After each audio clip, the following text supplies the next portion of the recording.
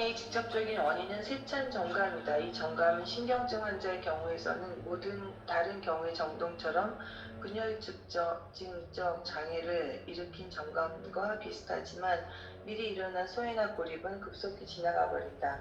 또한 그 장애를 묘사하기 위해 신경증 환자의 환상이 사용하는 상들은 경우에 따라서 정신분열성 상상과 어느 정도 비슷하게 보이지만 그것들은 정신분열증의 위협적이며 섬뜩한 성질과는 반대로 극화되고 과장된 인상을 준다. 그러므로 그것들은 치료에서 아무런 손상 없이 간과될 수 있는 것이다.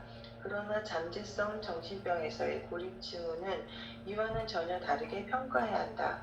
여기서 그것들은 위험의 징후를 의미한다. 그 위험성으로 미루어 이 징후를 일찍 알수록 좋은 것이다. 그런 징후는 즉각적인 조치를 요청한다. 즉 치료 중단, 개인적 의사, 소통의 조심스러운 재현, 환경 변화, 다른 치료자의 선택, 무의식적 내용에 들어가는 것, 특히 꿈의 분석을 엄격히 삼가는 일, 그리고 그 밖에 많은 것에 대한 조치가 필요하다. 여기서 여러분들이 보시면 융은 현대정신분석하고 전혀 관계없는 분이지만 이분이 관찰해서 이 정신증 환자들을 우리가 만날 때 우리가 어떤 것을 조심해야 되는가 하는 얘기를 쓰고 있는데 굉장히 중요하죠. 자극이 일어나서는 지나친 자극을 주면 안 된다는 현대정신분석의 어떤 기법을 이분은 충분히 이해하고 있었던 거죠. 그래서 여기서 어떤 이런 잠재적 정신병의 고립 징후가 일어날 때는, 그래서 아까 아주 섬뜩한 어떤 이런 체험들이 일어난다는 얘기죠. 상상이나 이런 것들도 거기서 어쩌면 신경증 환자들이 가지고 있는 이미지하고 비슷한 것 같은데 이분들이 오늘 오싹함과 섬뜩함 이래서 어쩌면 정신의 기반이 붕괴될 수 있을 만한 이런 무시무시한 그런 어떤 정감을 배경으로 한 그런 고립의 아이솔레이션이라고 얘기를 할까? 이 고립의 위험이 있는 이런 정신병적인 징후를 보이는 환자를 만났을 때 융이 조심했던 것은 여기에 표현되고 있죠. 이때는 치료 중단, 개인적 의사소통에 조심스러운 재현, 환경 변화, 다른 치료자의 선택, 무의식적 내용에 들어가는 것, 특히 꿈의 분석을 엄격히 삼가하는 일. 그리고 그 밖에 여러 가지 조치가 필요하다는 얘기를 하고 있는데 함부로 해석해서는 안 된다는 얘기를 여기서 하고 있죠. 바로 해석적인 접근이 불가능하다는 얘기를 여기서 하고 있어요. 너무 무의식에 접근하려고 하지 말라는 얘기죠. 그래서 너무 치료적으로 보통 신경증 환자에게 하는 치료적인 접근을 하는 것은 이분들의 인격의 붕괴를 더 가속화시킬 가능성이 있기 때문에 굉장히 조심스럽다는 얘기를 융이 여기서 하고 있어요. 그래서 여기에서 실제 임상의 대가들은 이론이 다르지만 임상의 현실을 파악하는 것은 다 공통적으로 잘 파악하고 있었다는 거죠. 그래서 굉장히 다른 접근법이지만 치료의 기법에서 크게 다르지 않을 수 있다고 하는 게 내담자들이 가지고 있는 어려움의 현상들을 적절하게 이해하고 있기 때문에 그러한 어려움을 겪고 있는 심리적인 어려움을 겪고 있는 그분들을 도울 때 최소한 어떻게 돕는다는 것은 공통점이 없을지 모르지만 어떤 것을 조심해야 된다는 것은 다 알고 있었다는 거예요. 그래서 임상에서는 서로 통한다 이렇게 이해하면 좋겠어요. 물론 이것은 단지 일반적인 조치일 뿐이다. 개인적인 경우에는 온갖 변형된 조치를 취하게 된다. 예를 들어 설명해보자. 그녀는 대학 교육을 받은 부인인데 그때까지는 내가 모르던 사람이다. 그녀는 무의식의 내용과 함께 매우 자세히 다루었던 나의 탄트리즘 문안에 관한 강의를 듣고 있었다. 그녀는 새로운 관념에 관해 점점 매혹을 느끼고 흥분하였으나 그녀 안에서 일어난 알 수 없는 의문과 문제들을 설명할 수는 없었다. 이에 발맞추어 그녀는 이해할 수 없는 성질의 우상적인 꿈들을 꾸었다. 그 꿈은 급속히 파괴적인 상들, 위에서 방금 이야기한 고립 증후를 나타냈다. 이 단계에서 그녀는 내게 상담을 요청했다. 그녀는 분석받기를 원했고 이해할 수 없는 생각들을 이해할 수 있도록 도와주기 바랬다. 그러나 그녀의 지진에 관한 꿈, 집들이 무너지는 꿈, 홍수의 꿈들은 내가 보기에는 그녀의 기대하는 반대로 그녀의 현재 상황을 근본적으로 변화시킴으로써 이미 위험스러운 무의식의 폭발에서 구출되어야 함을 가리키고 있었다. 나는 그녀가 내 강의를 받는 것을 금했다. 그 대신에 나는 그녀에게 쇼펜하우어의 의지와 관념으로서의 세계를 철저하게 공부할 것을 권했다. 다행히도 그녀는 내 충고를 받아들일 만큼 충분히 이성적이었다. 그렇게 하자마자 주무적인 꿈이 중단되었고 흥분이 가라앉았다. 나중에 알았지만 환자는 25년 전에 짧은 기간 정신분열성 발작을 일으킨 적이 있고 그 뒤에는 한 번도 재발한 적이 없었다고 한다. 이미 성공적인 치료를 받고 있는 정신분열증 환자에게서 위험을 알리는 증상이나 특히 파괴적인 꿈들을 제때 인지하지 못할 경우 정서적인 문제에 휘말려서 정신병이 재발하거나 급성 초발, 정신병을 일으키게 된다.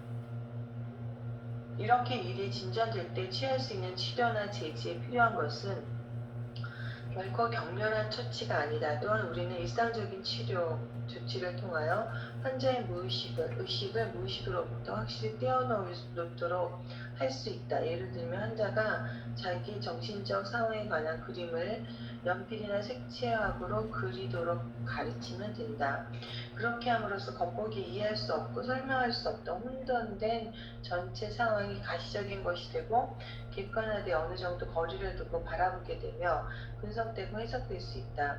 이 방법의 효과는 원초적인 혼돈된 혹은 끔찍한 인상을 어느 정도 그 앞으로 밀어놓은 그림에 의해 대체하는 데 있는 것 같다. 무서운 것은 그림에 의해 사로잡히고 대수롭지 않은 것으로 깎아내려지고 친숙한 것으로 바뀌어버린다. 그리고 만약 환자가 위협적인 정감을 통해 원초적 체험을 상기했다면 그것은 거기에 관해 그림에게 떠맡겨지고 충격은 억제될 것이다. 이와 같은 과정의 좋은 예는 성 니콜라우스 수사의 무시무시한 신흥현상이다. 그는 이것을 한 남부 독일 신비가가 가진 도표의 도움으로 오랜 명상 끝에 삼위일체의 그림으로 변환하였는데 그것은 오늘날 스위스 작젤른의 교회에 걸려 있다. 여기서 좀 보시면 어쩌면 정신분열증 환자에게서 위험을 알리는 증상이나 특히 파괴적인 꿈을 제때 인식하지 못할 경우 위험성이 있다고 보고 있는 거죠. 그래서 정서적인 문제 때문에 정신병이 재발하거나 정신병을 일으킬 수 있는 이런 것들을 미리 알아차리는 게 굉장히 중요하다고 얘기를 하고 있고, 그래서 이분들이 지나치게 자극적인 상황에 노출돼 버리면 굉장히 위험한데, 어쩌면 환자의 의식을 무의식으로부터 확실히 떼어놓는 방법도 굉장히 중요하다고 보는 거죠. 그래서 어쩌면 무의식이 준비되지 않은 상황에서 의식이 아직 약한데 무의식이 범람해 버리면 의식의 불이 꺼져 버릴 수 있는 위험성이 있는 거죠. 그래서 그런 조치 중에 하나로 여기서는 어떤 예술 치료를 들고 있죠. 미술 치료가 이게 하나의 기법으로 사용될 수 있다는 얘기를 하고 있어요. 그래서 융이 보았던 어떤 무의식과 의식이 조화되지 않고 무의식에 의해서 범람될 때, 무의식이 의식으로 범람해버릴 가능성이 있을 때 그걸 예방하는 방법에 대해서 융이 지금 여기서 몇 가지 예를 들고 있어요.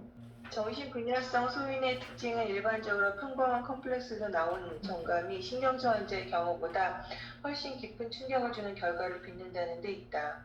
심리학적인 입장에서 볼 때 정감적 속발 현상이 징후확산으로 정신분열증 특유의 것을 형성한다고 할 수 있다.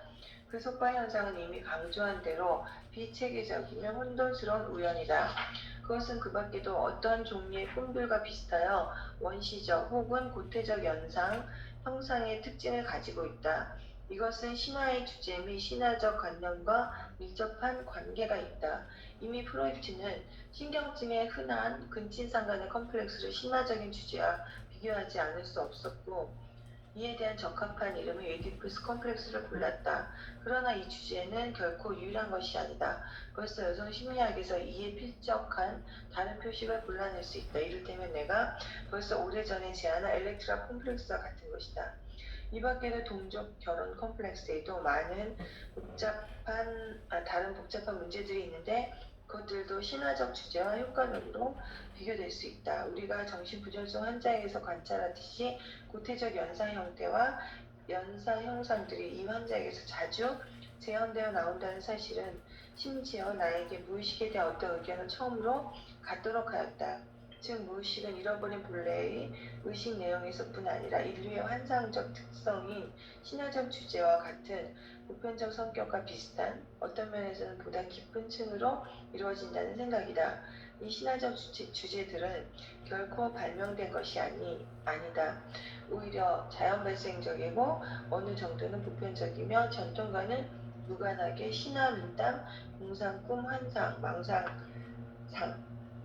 에 출현하는 전형적인 형태로서 발견된 것이다. 이러한 주제를 자세히 살펴보면 그것은 인간의 전형적인 태도, 행동 양식, 표상 양식과 충동을 말한다는 것을 알 수 있는데 그것은 인간에게 전형적인 본능적 행태라고 이름 붙일 수 있을 것이다.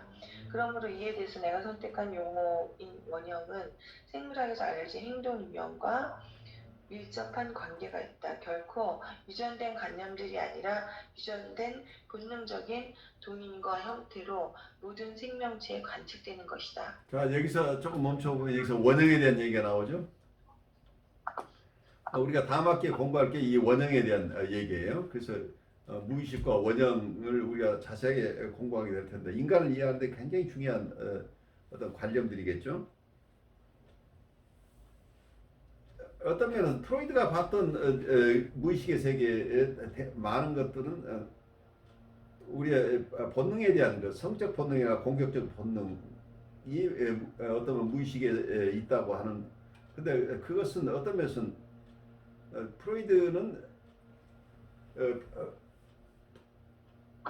본능이라고 하는 것, 인스팅트가 나중에 드라이브라는 이런 이론, 역동 이론을 가져가면서 동물의 역동과는 다른, 어쩌면 신체에서 발원하지만 이게 정신 현상으로 드러난다. 그래서 소스 자체는 어떤 발원지는 우리 신체, 특히 우리의 성감대 초기엔 리비도 이론 중심으로 성감대에서 어떤 자극들이 일어나면서 그것이 결국 정신의 세계에 들어오면서 이게 역동이 된다, 이런 이론들을 가지고 있었는데 프로이드의 무의식 속에서는 억압된 역동들, 그래서 의식으로 가져오는 것이 불편해서 억압해 놓은 억압된 역동이나 역동 파생물들, 그와 관련된 정서나 그와 관련된 어떤 경험들, 이런 것들을 주로 억압된 세계 중심의 무의식을 강조하고 있죠. 그렇지만 융의 보는 세계는 이 억압된 무의식의 세계도 있지만 그 이전에 더 깊은 층이 있지 않느냐, 억압과 상관없는 고태적인 어떤 과거의 층이 있다고 보는 거죠.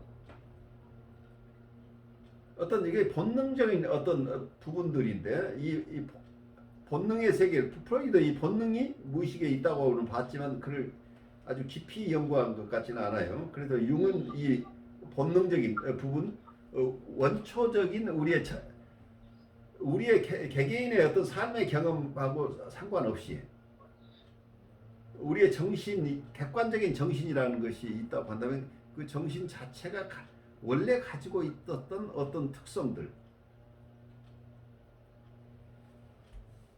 이런 것들을 어떤 일원화해내려고 애를 썼어요. 굉장히 어려운 얘기지만 제가 이런 체험들 여러분들 많이 하셨을 거예요.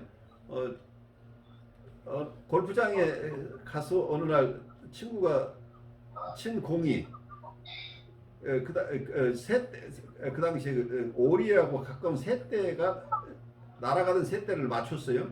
그래서 거기서 이 공을 맞은 새가 소리를 지르니까 그때 그 주위에 새떼들이 전부 모여들면서 굉장히 호전적인 태도로 그리고 방어적인 태도로 모여들면서 무리를 이어서 방어 태세를 취하는 이런 것들이 어쩌면 거기엔 리더가 있고 거기에 팔로워가 있는데 거기서 임전태세를 갖추고 어떤 침입자와도 싸울 준비를 하는 이런 모습이 나오는데 이건 즉각적인 형태로 나타나는 이게 어떤 면에서는 본능적인 행동, 어떤 전형적이고 본능적인 어떤 행동 양식이라고 볼 수 있겠죠.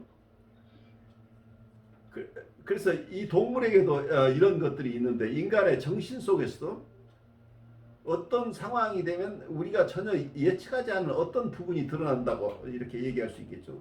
그래서 우리의 정신이 우리의 체험과 상관없이 이미 어떤 객관적인 정신이라는 어떤 틀이 우리에게 주어져 있다고 볼 수 있겠죠. 이 객관적인 이 틀 속에서 어떤 여러 가지 중식으로 얘기하면 이미지들이 어떤 상들이 거기에서부터 나온다. 또 이렇게 얘기할 수 있겠죠.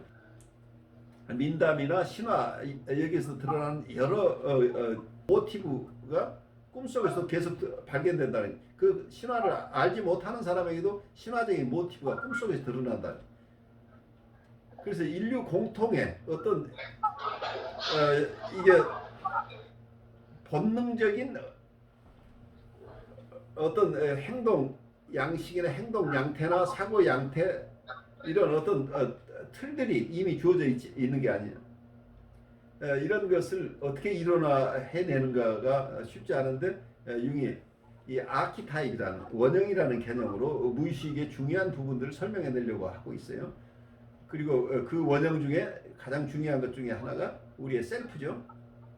우리의 인격의 핵심, 인격의 어떤 핵심이라고 볼 수 있는 이 셀프 자체도 이미 우리는 이 세상에 태어날 때 가지고 태어났다.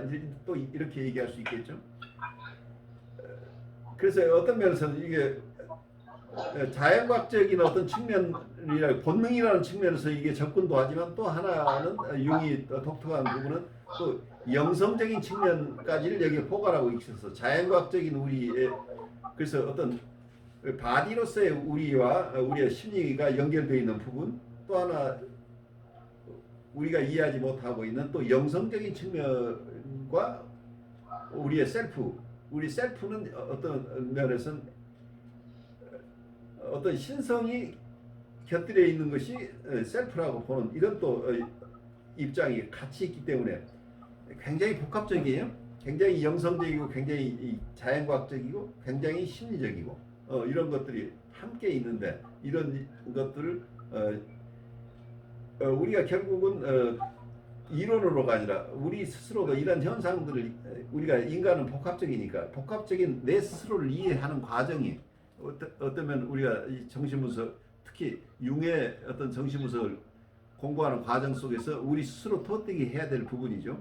이분들의 이론을 따르느냐 않느냐를 떠나서 우리 안에 내재되어 있는 본능적인 사고 형태나 본능적인 관계 형태나 사고 형태나 행동 형태 같은 게 이미 주어져 있다고 하면 거기에 대한 철저한 이해가 굉장히 필요할 것이고 그리고 우리 안에 있는 어떤 신성과 우리의 셀프라고 하는 우리 자기가 연결되어 있다고 한다면 이 관계는 또 어떻게 이해할 것인가 하는 복합적인 우리에 대한 이해가 다음 학기에서 우리가 조금 더 깊어졌으면 좋겠어요. 그러므로 만약 구체적인 형태가 정신분열증에서 특히 빈번히 나타난다는 것은 나의 생각으로는 이러한 현상은 이 질병에서 정신의 생물학적인 토대가 신경증과는 비교할 수 없을 만큼 높은 정도로 동시에 침해되어 있음을 제시하는 것이다. 우리는 특징적인 루미노제를 수반하는 구태적 꿈의 형상들이 상당수의 정상인에게서 주로 개인적인 실존의 기초가 위협될 때, 즉 생명을 위협하는 순간들, 사고가 나기 전이나 후, 중병을 앓을 때, 수술 시 등에서 나타난다는 사실을 경험을 통해 알고 있다. 혹은 개인의 삶에서 아마도 파멸적인 전기를 가져올 만한 정신적인 문제가 생겼을 때 또는 지금까지 정신적 자세히 수정이 어쩔 수 없이 강요되는 인생의 분기점에서 혹은 직접적인 또는 광범위한 환경에 근본적인 변화가 있기 전 그동안 또는 변화된 뒤에 나타날 수 있다. 그러므로 이러한 꿈은 아레오파고스 회의나 로마의 원로원에게만 통보된 것이 아니라 원시사회에서나 오늘날에도 장황한 수다스러운 집회의 대상이 되고 있다.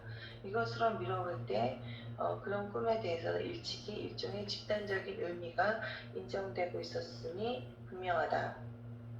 진정으로 긴급하게 중요한 상황에서 의식이 그 상황에 대해 아무런 통찰을 못하더라도 정신의 본능적 토대가 활동을 개시한다는 것은 말할 것도 없이 수긍할 만하다. 심지어 우리는 바로 그때야말로 본능이 자신을 관철하는 데 가장 좋은 기회를 갖는다고까지 말할 수 있다. 긴급한 또는 위협적인 정신병의 중요성은 말할 것도 없이 명백하므로 정신분열증적 상황에서 본능적인 내용이 나타난다는 것은 결코 이상한 일이 아니다. 주목할 점은 다만 이러한 현상이 예를 들면 히스테리증의 경우 의식의 활동 범위 안에서 체계적으로 이루어지지는 않는다는 사실이다. 히스테리증에서는 일반적으로 상실되어가는 의식의 인격에 대응해서 하나의 체계적으로 조직된 인격이 보상적으로 나타나며 그것은 합리적으로 구성되고 표현이 투명하여 인격을 통합하는 데 훨씬 나은 기회를 주고 있다. 이에 반해서 정신분열증성 보상은 거의 규칙적으로 집단적이고 구태적인 형태에 틀어박혀 있기 때문에 그것을 이해하고 통합할 수 있는 길을 비교할 수 없을 정도로 가로막고 있다. 정신분열증성 보상, 즉 정신분열증성 정감 컴플렉스의 표현이 단지 구태적인 또는 신화적인 설명으로 충족될 수 있다면 환자의 연산상들은 쉽게 시적으로 옮겨 쓴 것이라고 이해할 수 있을 것이다. 그런데 대개 그렇지가 않다. 그것은 정상적인 꿈만큼 이해하기 어렵다. 꿈에서나 마찬가지로 연상은 비체계적이고 두서없이 갑자기 나타나고 기계하고 이치에 맞지 않는 것이어서 그만큼 이해하기 어렵거나 이해할 수 없는 것들이다. 그러므로 정신분열증의 부상적인 상들은 구체적인 것일 뿐 아니라 이에 더하여 혼돈스러운 우연성에 의해 왜곡되어 있다. 여기서 문제되는 것은 분명 하나의 통각의 붕괴, 통합부전이다. 그것은 극도의 정신 수준의 저하, 고도의 피로나 중독 시에 관찰되는 경우와 같다. 이 경우에 정상적인 통각에서는 아주 흔하게 제외된 현상의 변이가 의식 영역에서 나타난다. 즉 환각제, 메스칼린의 작용 시 나타나는 특징적인 형태와 의미와 가치상의 뉘앙스를 볼 수 있다. 메스칼린과 같은 종류의 약물은 의식의 문턱을 낮추는 작용을 하며 보통 무의식적인 지각 변이들을 인지할 수 있게 하는데 그로서 한편으로는 통각을 놀랄 만큼 풍부하게 하지만 다른 한편으로는 일반적인 의식의 진압력에 통합하는 능력을 박탈한다. 이런 일은 의식된 변이의 증가가 하나하나의 통각 작용에 의식 전체를 채울 정도의 차원이 되도록 도움으로써 일어난다. 이것은 메스칼린 현상의 그토록 특징적인 현혹에 해당된다. 정신분열증적 통찰이 이것과 아주 흡사한 것을 가지고 있다는 것은 논란의 여지가 없다. 그러나 지금까지 이루어진 경험 자료에 따르면 메스칼린과 정신분열성 동물이 동일한 장애를 일으키는지는 확실하지 않다. 정신분열증의 통각은 갑작스러우면 냉혹하고 잘 중단되며 불연속적인 상태에 있는데 이는 메스칼린 증후의 유동적인 연속성과는 구별된다. 교감신경의 장애, 신진대사, 혈액순환의 장애와 관련하여 정신분열증의 심리적, 생리적, 총체적 임상상을 얻을 수 있는데 이 임상상을 보면 여러 가지 면에서 독성 장애를 상기시킨다. 이미 50년 전부터 특수한 대사성 동물이 여기에 관여할 것이라고 생각해왔다. 그 당시 나는 심리학적인 경험 부족으로 정신분열증의 원인이 1차적인 독성 때문인지 2차적인 것인지 하는 의문을 해답 없이 둘 수밖에 없었지만 오랜 임상 경험 뒤에 나는 이 병의 심인성, 원인이 독성 원인보다 더 가능성이 크다는 견해에 도달했다. 수많은 가볍고 일과성인 드러난 정신분열성 질환이 있다. 그보다 더 많은 잠재성 정신병을 논의로 하더라도 이러한 정신분열성 질환은 순전히 심리적으로 시작되고 심리적인 경과를 밟는다. 일종의 독성 뉘앙스로 추정되는 것을 제외하고 그리고 순수한 정신치료로 완전히 회복될 수 있다. 심한 중뇌에서도 같은 경우를 관찰했다. 여기서 어떤 융도 원래 의사죠. 메디컬 닥터 사이카이트리스트이기 때문에 우리의 정신현상을 어떤 우리의 신체 생리적인 것과 연결시켜서 보려고 하는 어떤 견해가 이 속에 있죠. 어떤 독성이 원인이 돼서 이런 현상이 일어나는 거 아니냐 하는 의문을 가지고 보았는데 이분이 오랜 임상을 하면서 그것보다는 심인성 원인이 독성 원인보다 더 가능성이 크다라는 얘기를 하고 있죠.